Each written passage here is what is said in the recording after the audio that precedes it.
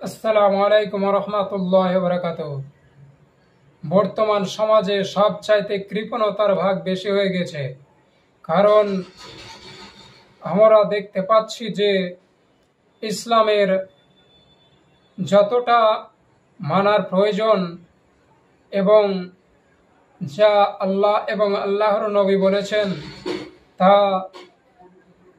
মানছে না বা মানার চেষ্টাও করছে না। তারা নিজেদেরকে কৃপণতা মনে করছে নিজেই, কারণ তাদের ব্যবহার সবচাইতে নিম্নমানের হয়ে গেছে।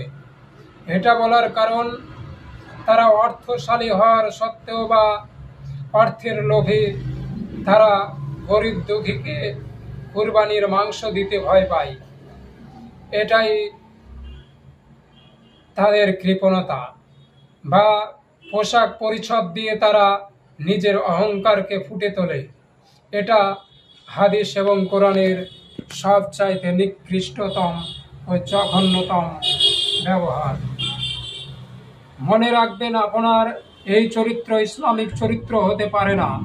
আপনি ভালো করে একটু নিজেকে হাদিস এবং কোরআনের আলোকে আলোকিত করুন, নইলে আপনার পরবর্তী পরকালে ভীষণ শাস্তি নির্ধারিত।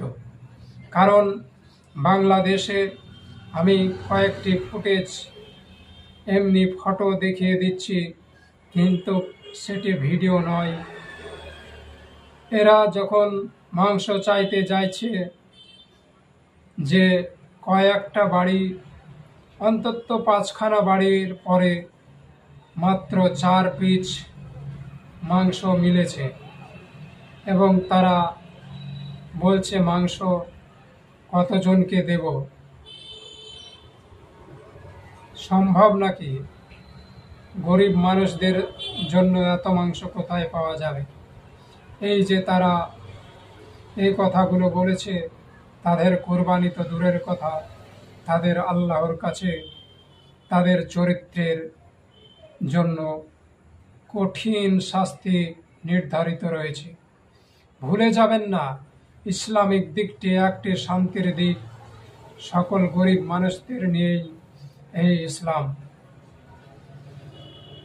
আপনি ধনী হন আর গরিব হন, যাই হোক না কেন, মিলেমিশে থাকবেন। আপনার অর্থ আপনার কাছে, কিন্তু ভালোবাসতে শিখুন সকলকে।